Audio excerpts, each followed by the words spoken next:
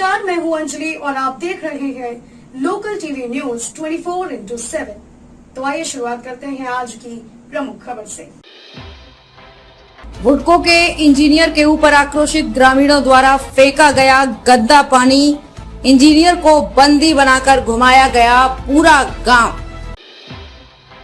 नशे की लत में युवा वर्ग चपेट में आ रहा है।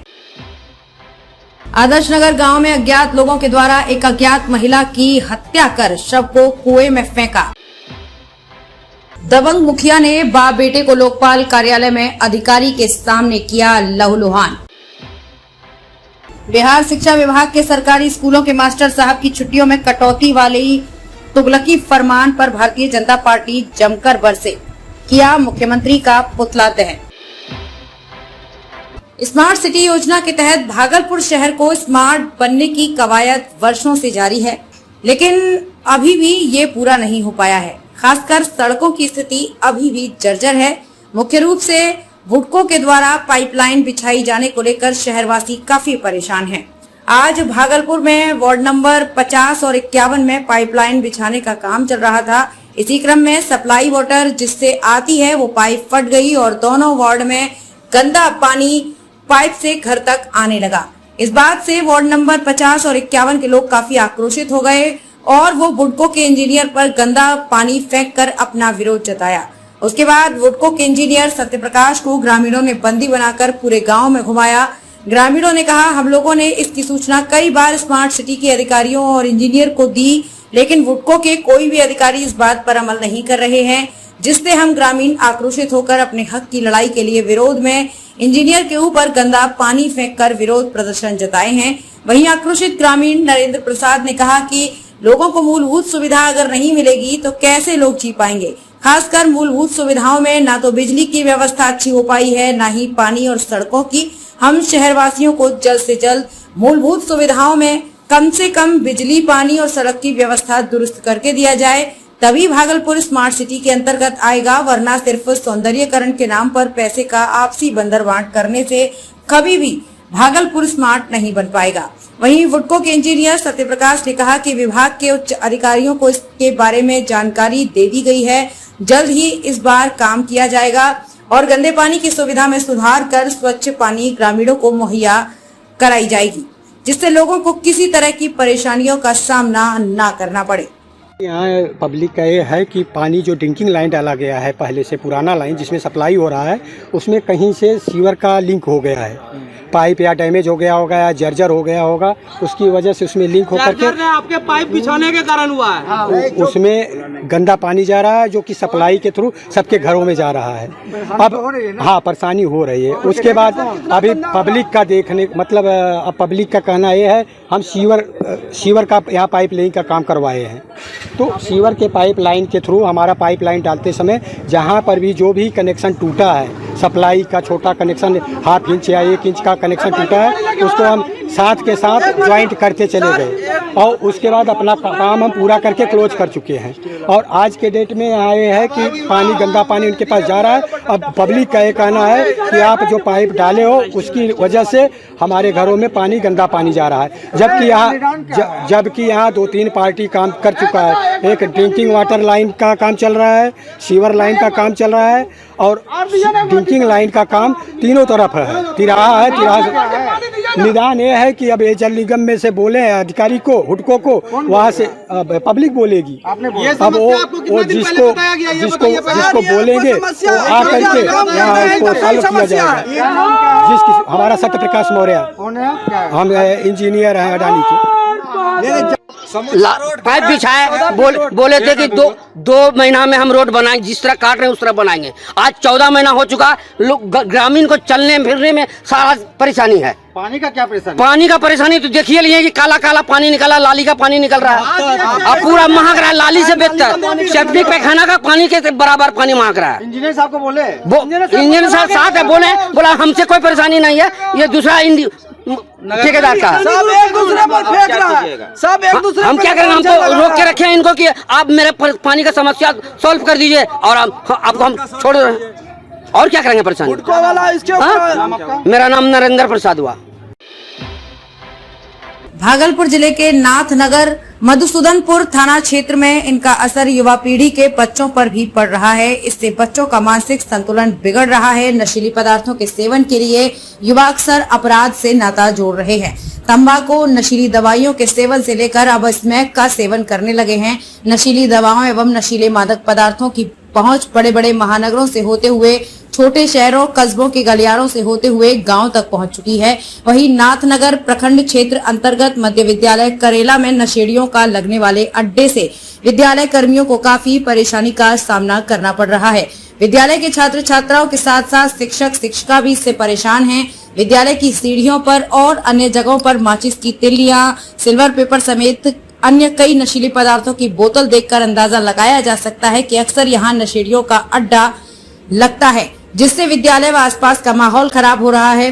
विद्यालय के निर्धारित समय पर बंद हो जाने के बाद नशेड़ियों के द्वारा अड्डा लगाया जाता है। विद्यालय में पढ़ने वाले छात्र छात्राएं विद्यालय आने से परहेज करते हैं। अक्सर विद्यालय के समय में भी असामाजिक तत्वों के लोग विद्यालय का चक्कर लगाते रहते हैं, जिससे विद्यालय आने वाले छात्र छात्राएं असहज महसूस कर रहे हैं। वहीं मध्य विद्यालय करेला के प्रधानाध्यापक मनोज कुमार सुमन बताते हैं कि सामाजिक और प्रशासनिक पहल कर समाज में बदलाव लाया जा सकता है। विद्यालय के मंदिर में इस तरह नशेड़ियों का जमावड़ा लगना अच्छी बात नहीं है। उन्होंने कहा कि नशेड़ियों के जमावड़े से पूरा विद्यालय परिसर गंदा कर छोड़ देते हैं, जिससे काफी परेशानियों का सामना करना पड़ता है।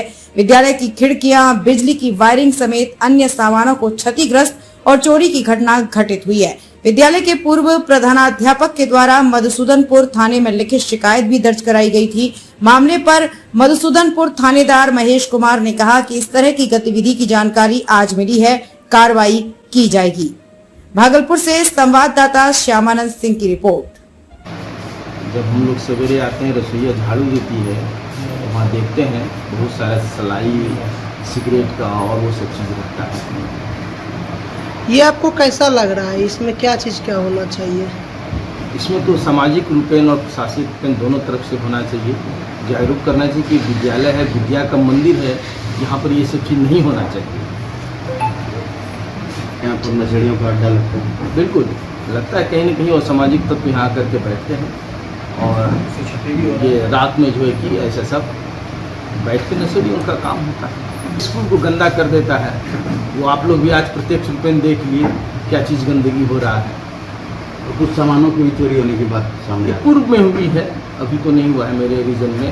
मेरे यहाँ 2 महीना हुआ है, मेरे रीजन में कोई चोरी वगैरह नहीं। पूर्व प्रधानाध्यापक जो थे उनके रीजन में चोरी हुई थी, जिसकी एक एप्लीकेशन थाना में अपना परिचय। मेरा नाम मनोज कुमार सुमन, मध्य विद्यालय करेला का प्रधानाध्यापक। Thank you sir.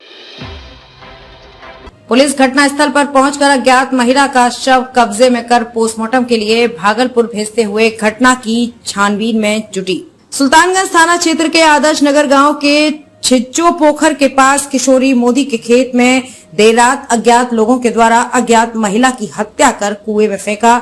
घटना की जानकारी स्थानीय ग्रामीणों के द्वारा वार्ड पार्षद प्रतिनिधि सुभाष पोद्दार को देने वाले वार्ड पार्षद प्रतिनिधि सुभाष पोद्दार ने दूरभाष पर स्थानीय पुलिस पदाधिकारी को घटना की सूचना देने पर घटनास्थल पर थानाध्यक्ष प्रियरंजन कुमार, महिला थाना प्रभारी किरण सोनी दलबल के साथ पहुंचकर महिला का शव को कब्जे में कर घटना की छानबीन करते हुए महिला का शव पोस्टमार्टम के लिए भागलपुर भेज दिया है। वहीं घटना को लेकर महिला प्रभारी किरण सोनी ने बताया कि अज्ञात महिला का शव मिला है। घटना तहकीकात करते हुए आवश्यक कानूनी कार्रवाई की जा रही है। इस घटना से पूरे इलाके में सनसनी फैल गई है। सुल्तानगंज से संवाददाता श्यामानंद सिंह की रिपोर्ट। सुबह में वार्ड नंबर 20 आदर्श नगर से सूचना मिली कि एक किशोरी मोदी का खेत है, जिसमें एक कुआं है, उसमें एक महिला का डेड बॉडी पड़ा है। हम लोग आए और बड़ी नहीं, महिला की पहचान नहीं है। कितना उम्र लगा होता होगा इसका? उम्र तो हमको लग रहा है 35 साल के करीब में लग रहा है। और आगे की कार्रवाई हम लोग कर रहे हैं। एक तरफ सुशासन बाबू राजनीति की कुर्सी पर बैठने के लिए उतारू होने बैठक में मुंबई पहुंचे हैं, वहीं दूसरी ओर बिहार का हाल खस्ता है। सुशासन का दावा करने वाली नीतीश सरकार के राज में जंगल राज साफ तौर पर दिख रहा है। किसी भी गांव में मुखिया की ऐसी दबंगई आपने आज तक कभी नहीं देखी होगी। गांव तो छोड़िए, साहब लोकपाल के कार्यालय में आकर खुलेआम लोकपाल व दर्जनों जेई के सामने शिकायतकर्ता बाप बेटे को जमकर दबंग मुखिया ने पीटा। इतना ही नहीं, दोनों बाप बेटे को लहूलुहान कर दिया। मामला भागलपुर समाहरणालय स्थित लोकपाल कार्यालय का है, जहां मनरेगा में 62,98,000 लगभग 63 लाख का घोटाला का मामला था, जो मुखिया के ऊपर चल रहा था। मदरौनी पंचायत के मुखिया अजीत कुमार सिंह उर्फ मुन्ना के खिलाफ इस गांव के एक ही परिवार के बाप बेटे ने शिकायत दर्ज की थी, जिसकी आज सुनवाई थी। इस दौरान मुखिया और शिकायतकर्ता में बहस शुरू हुई। सहमे हैं, हम लोग बिल्कुल असुरक्षित हैं। मैंने इससे पहले जिलाधिकारी एवं अन्य वरीय पदाधिकारी को सुरक्षा को लेकर आवेदन भी दिया है, लेकिन अभी तक इस पर कोई कार्रवाई नहीं की गई है। अगर यहाँ सुरक्षा का कोई इंतजाम नहीं किया गया तो कभी भी यहाँ बड़ी घटना घट सकती है। केस करने वाले अमरेंद्र कुमार और उसके पुत्र ब्रजेश कुमार ने कहा, मदरौनी पंचायत के मुखिया अजीत कुमार सिंह उर्फ मुन्ना काफी दबंग हैं और वो किसी की बात नहीं सुनते। वो सिर्फ और सिर्फ मनरेगा के तहत कार्य होने वाले योजना में बाजी करते हैं। उनके खिलाफ जो भी आवाज उठाते हैं या शिकायत दर्ज करते हैं, मुखिया उसे काफी प्रताड़ित करता है। लेकिन ये कब तक सहन किया जाएगा, इस पर संज्ञान लेने के लिए मैंने विभाग को आवेदन दिया था और मैं स्थल जांच की भी बात कही थी। लेकिन आज कार्यालय में दबंग मुखिया ने हम दोनों पिता पुत्र को काफी बुरी तरह से मारा है। ये कहीं से सही नहीं है। मैं मुखिया के खिलाफ केस करूंगा और जिलाधिकारी को भी इसकी सूचना दूंगा। अब देखने वाली बात ये होगी कि दोषियों पर कब कानूनी प्रक्रिया के तहत सजा दी जाती है या फिर मनरेगा का काम ऐसे ही बंदरबांट से चलता रहेगा। होगी कि दोषियों पर कब कानूनी प्रक्रिया के तहत सजा दी जाती है या फिर मनरेगा का काम ऐसे ही बंदरबांट से चलता रहेगा। भागलपुर से संवाददाता श्यामानंद सिंह की रिपोर्ट। देखिए, मैं यहाँ लोकपाल की हैसियत से अपना काम कर रहा था। आज इन लोगों के केस की सुनवाई की तिथि निर्धारित थी। उसमें कार्यक्रम पदाधिकारी रंगरा चौक एवं अन्य ये सभी लोग पहुँचे हुए थे। विपक्षी पार्टी के तरफ से ये मुखिया भी जो अभी हैं, जो आए हुए थे, वो भी विपक्षी पार्टी में ही थे। और केस करने वाले अमरेंद्र कुमार सिंह हैं, उन्होंने केस कर रखा था। सुनवाई कर रहे थे तो उसमें परिवादी जो है वो बोल रहे थे कि स्थल निरीक्षण किया जाए। तो और उसके पहले भी एक क्वेश्चन आया था जिसको कि मैं लॉ बुक में देख रहा था कि रूल्स क्या कहता है। जैसे विपक्षियों का कहना था कि कोई भी कार्यक्रम यदि चल रहा है नरेगा के तहत तो उसको बीच में छोड़ के और पंचायत परिषद उसमें निर्णय लेकर के और पंचायत परिषद उस अधूरे काम को दूसरे योजना से करा सकते हैं। तो मैंने इस पर कहा कि कोई ऐसा रूलिंग्स है, आप लोग कुछ दे सकते हैं साथ। तो इस पर मुखिया ने कहा कि हमको 2 दिन का समय दिया जाए, हम देंगे। लेकिन थोड़ा ये जटिल प्रश्न था, इसलिए हम भी अपना मार क्या हुआ सर? मार हुआ ये कि हम जब बुक देख रहे थे उसी समय ये लोग पीछे में आपस में कुछ हालांकि हॉट डिस्कशन पहले से दोनों में चल रही थी, तो हम ये इमेजिन नहीं किए थे कि मामला यहाँ तक आ जाएगा, लोग लड़ जाएंगे। लेकिन अचानक देखे कि एक आदमी उधर जो है सो वो गिरे हुए हैं और दो आदमी उसको मार रहे हैं। तो तब तक हम लोग छुड़ाने उड़ाने लगे। किस चीज से मारे? किस चीज से मारा गया? अब ये तो हम नहीं देख पाए किस चीज से मारे। चाकू भी था क्या उसके पास? मुखिया जी के पास? नहीं, ऐसा तो नहीं देखे हम। उसका पूरा माथा फूटा हुआ, ब्लड जा रहा है उसका। नहीं सर, आप अलमारी के पास धकेली हुआ है, तो हो सकता है कि वहीं अलमारी के पास किसी चीज से लग गया होगा। कितना सुरक्षित है कार्यालय सर? कार्यालय तो देखिए, मैंने जिला पदाधिकारी महोदय को और अपने उप विकास आयुक्त महोदय को, जो नियम के तहत है, विभाग ने भी पटना से कई बार लिखा कि लोकपाल को सुरक्षा मुहैया कराई जाए। ये 4 महीना 5 महीना पहले मैंने पत्र भी दिया सुरक्षा के लिए। हमको खुद सुरक्षा नहीं दिया गया, लेकिन फिर भी हम अपना काम कर रहे हैं। डीए परिसर में इस तरह घटना क्या समझते हैं कि आज मारपीट हुई, कल गोली भी चला सकता है कोई आके? डर लग रहा है सर? डर तो जरूर लग रहा है, डर तो मेरा नाम वो आलोक कुमार मिश्रा। हाँ, वही लोकपाल साहब के पास आए हुए थे। आज 2 तारीख को वो बुलाए हुए थे। दोनों पार्टी को बुला के जो है जो जैसा होगा वैसा निर्णय निकाला जाएगा। तो वही लोकपाल साहब के तरफ से कहीं कोई दिक्कत नहीं था। तो लोकपाल साहब बोले कि हमको जैसा आगे की रिपोर्ट में आएगा तो हम स्थल जांच भी करवा देंगे। लोकपाल साहब के तरफ से कहीं कोई दिक्कत नहीं। इतने में जो है उठ के ये गड़ागड़ी करके उसके मारपीट करना चालू कर दिए। क्या वही मार देगा लोकपाल के पास? हाँ हाँ, लोकपाल साहब के सामने? हाँ, लोकपाल साहब साइड हो गए। लोकपाल साहब साइड हो गए तो जो बीच बचाव में आए हम लोग को पकड़े हुए थे तो उसका फाइट चलने लगा। अब क्या करेंगे आप? अब क्या करेंगे? केस करेंगे। पहले डीएम साहब के ऑफिस में जाएंगे, उनसे मुलाकात करेंगे। आप दोनों क्या हैं? आप क्या फादर हैं वो मेरे। क्या करते हैं आप दोनों? हैं किस पोस्ट? हम पोस्ट पे नहीं हैं, पंचायत में हैं। पंचायत से मान के चलिए लिखा पढ़ी करते हैं। हम पब्लिक है। नाम क्या? ब्रजेश कुमार सिंह। लोकपाल के यहाँ तारीख था आज 2/9 को दिए थे कि सभी पार्टी आइए आपका सुनवाई करेंगे। हम लोग दिए थे स्थल जांच के लिए।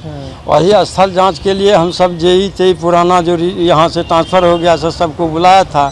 तो यहीं इसी क्रम में हम कहे कि भाई एस्टीमेट कब तक रहता है डीडीसी के यहाँ? हाँ, डीडीसी के यहाँ जाँच ऑडिट में तो 5 साल से ऑडिटे में। मुखिया क्यों मारपीट हुआ? मुखिया वही न किया, उसी के खिलाफ पंचायत के खिलाफ नहीं दिख रहे हैं। क्या नाम है आपका? अमरिंदर कुमार कौन से मारा? अजीत कुमार उर्फ मुन्ना, मदरूनी पंचायत का मुखिया। बिहार शिक्षा विभाग ने सरकारी स्कूलों के मास्टर जी की छुट्टियों में कटौती कर दी है। इसको लेकर आज भारतीय जनता पार्टी में आक्रोश देखा गया। वो सड़कों पर उतरकर बिहार के मुख्यमंत्री नीतीश कुमार का पुतला दहन किया। भारतीय जनता पार्टी के कार्यकर्ताओं ने साफ तौर पर कहा कि रक्षाबंधन जैसे पर्व पर भाई अपने बहन को और बहन अपने भाई को राखी तक नहीं बांध सकी। ये कैसा तुगलकी फरमान है, ये कहीं से सही नहीं है।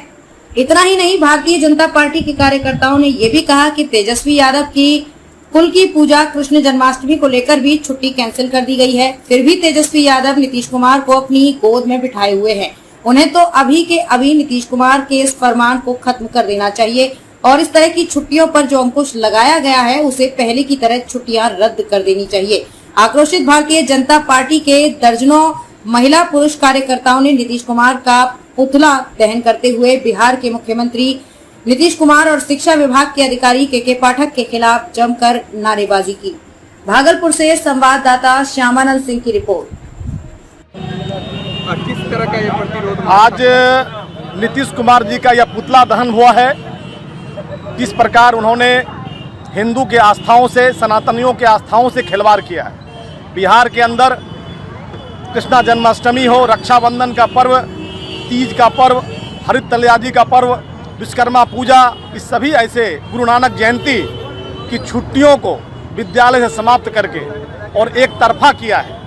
और आपको करना ही था सभी धर्मों के साथ, अगर छुट्टी समाप्त करनी है तो किसी एक विशेष धर्म के साथ। इस प्रकार का जो तुष्टीकरण की राजनीति नीतीश जी कर रहे हैं तो बिहार की जनता सब कुछ देख रही है। और हमारी आस्था पर भी यह ठेस है कि पर्व त्योहारों में जब लोग छुट्टियां मनाते हैं, घरों में रहते हैं, रक्षाबंधन भाई बहन का पवित्र पर्व, कई ऐसे शिक्षक जो अपने भाई को हाथों में राखी नहीं बांध पाए, ऐसी बहनें इंतजार करती रह गई, विद्यालय में बच्चे नहीं पहुँचे। तो बिहार में शिक्षा के नाम पर जिस प्रकार से तुष्टीकरण का काम नीतीश जी कर रहे हैं, और कल भी हम लोग जिला शिक्षा पदाधिकारी से मिलकर ज्ञापन को सौंपे थे और आज पुतला दहन कर उनके इन नीतियों का विरोध और प्रतिकार कर रहे हैं। और यह जनता जवाब देने के लिए तैयार है बिहार में कि आने वाले समय में जिस प्रकार आपने तुष्टीकरण की राजनीति की है वो तुष्टीकरण का जवाब 2024 में जनता वोट से देगी और 25 में आपको घर भेजने का काम करेगी। नीतीश कुमार जी जिस तरह धर्म के को बांटकर और धर्म के नाम पर हिंदू धर्म के जितने भी पर्व त्यौहार हैं उसकी छुट्टियों को रद्द कर रहे हैं, इस तरह की जो पुष्टिकरण वो कर रहे हैं, तुष्टीकरण का उनका जनता उनको जवाब देगी। उन्हीं का पुतला दहन इस विषय पे था। रक्षाबंधन जैसे पावन पर्व का जो बहनें इंतज़ार करती रह गई अपने भाइयों का, राखी बांधने के लिए, उसका छुट्टी उन्होंने शिक्षकों का कैंसिल कर दिया के पाठक जी के द्वारा। उसके बाद आप देखेंगे कि अभी जन्माष्टमी है, जन्माष्टमी का पर्व उन्होंने छुट्टी कैंसिल कर दिया। तो जिस तेजस्वी यादव जी जिस कुल और वंशज के हैं, उनका जो पूजा है उसका भी वो छुट्टी कैंसिल हो रहा है। तो क्या कर रहे हैं वो नीतीश कुमार जी के गोदी में बैठकर? उनको अपने कम से कम वंश की तो चिंता करनी चाहिए। उनके वंश जो कृष्ण जी हैं उनका भी उन्होंने ये कर दिया, छुट्टी के जन्माष्टमी का ख़त्म कर दिया। इस पे भी तो उनको कम से कम अपनी बातों को रखनी चाहिए। इसके लिए हम लोग यहाँ पे पूरे भाजपा के जिलाध्यक्ष और सब कार्यकर्ता उनका पुतला दहन नीतीश कुमार जी का यहाँ कर रहे हैं। में अब तक के लिए बस इतना ही। मिलते हैं फिर ऐसे ही बड़ी खबर के साथ। तब तक के लिए नमस्कार और देखते रहिए लोकल टीवी न्यूज 24/7।